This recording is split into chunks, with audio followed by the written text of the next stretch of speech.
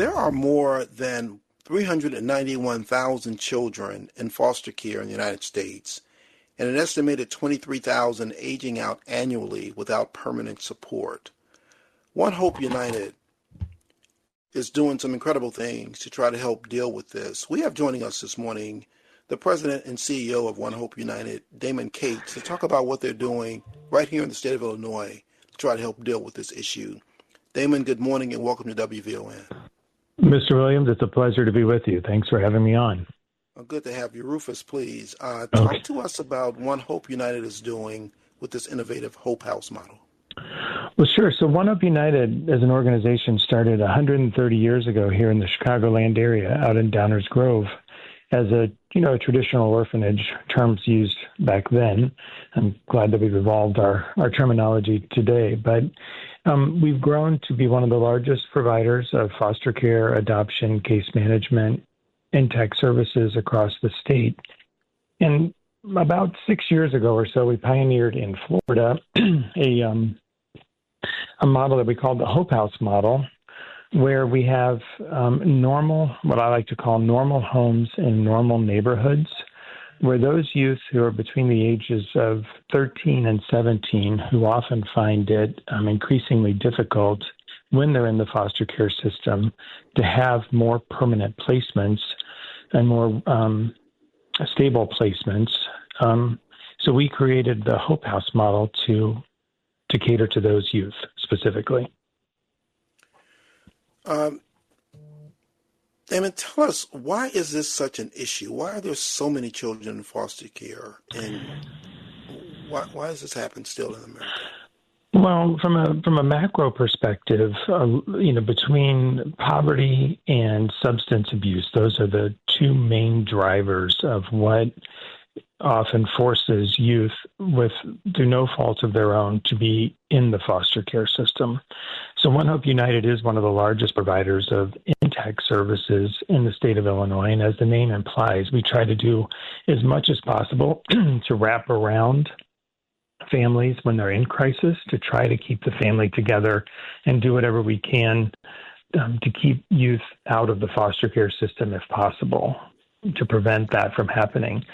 And then if it does, then One Hope United works really closely with the Department of Children and Family Services to make sure that we have strong placement plans so that we place these youth with the thought that it's temporary placement while we work with the family to get them back on track, and then reunite and have reunification with the family as appropriate.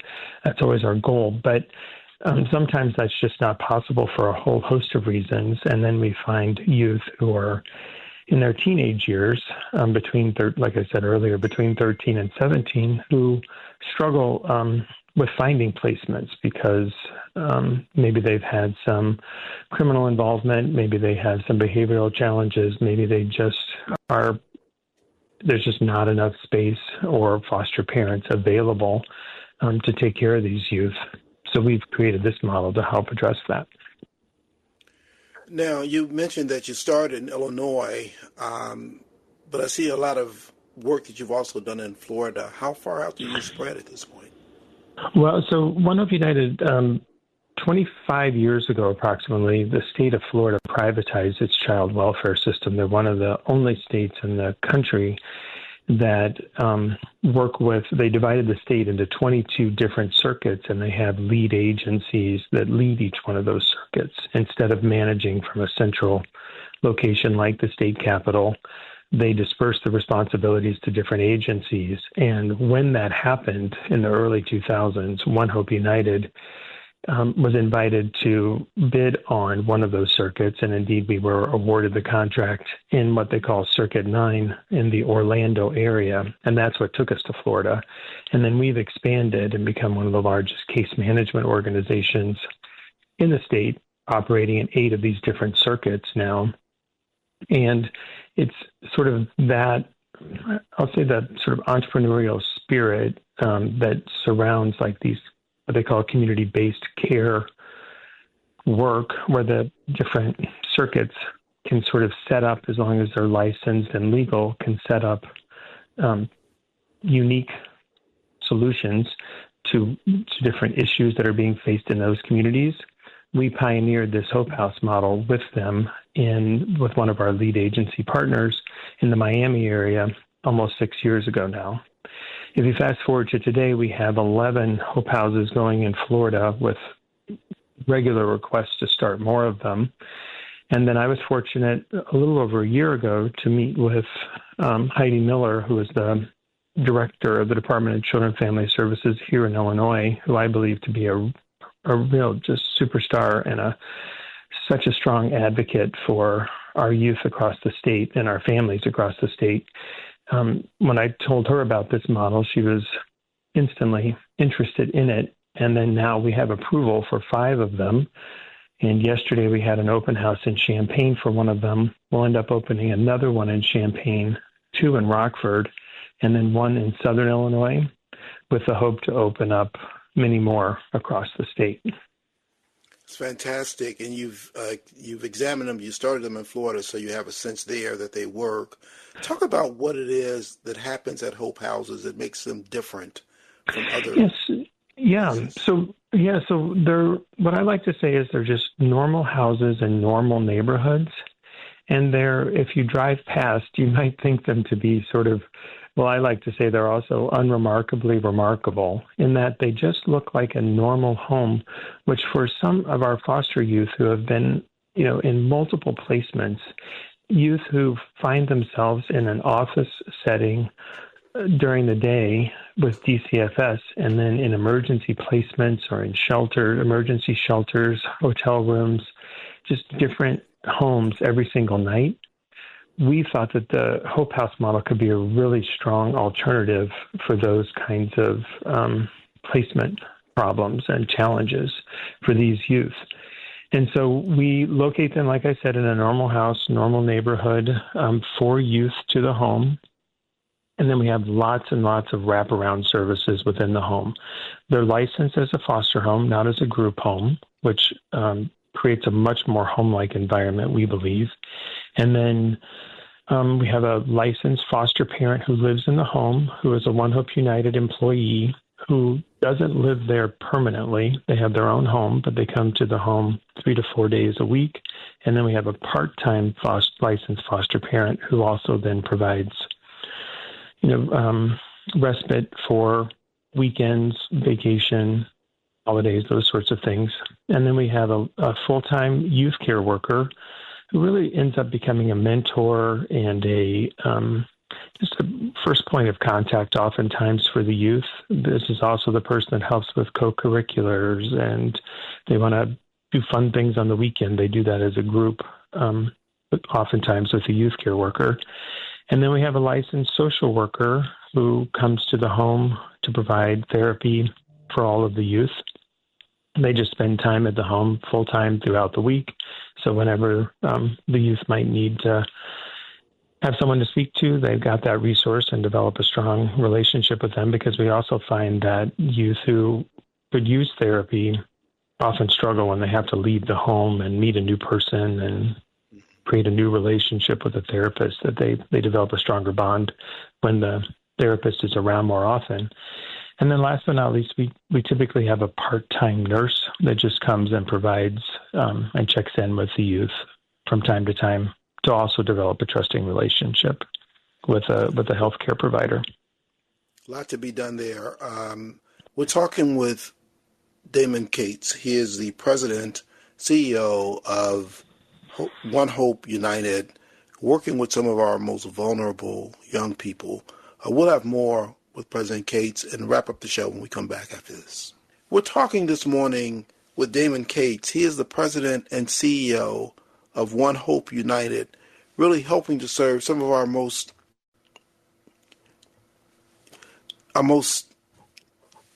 difficult populations in this country, looking to expand the One Hope houses here in the state of Illinois.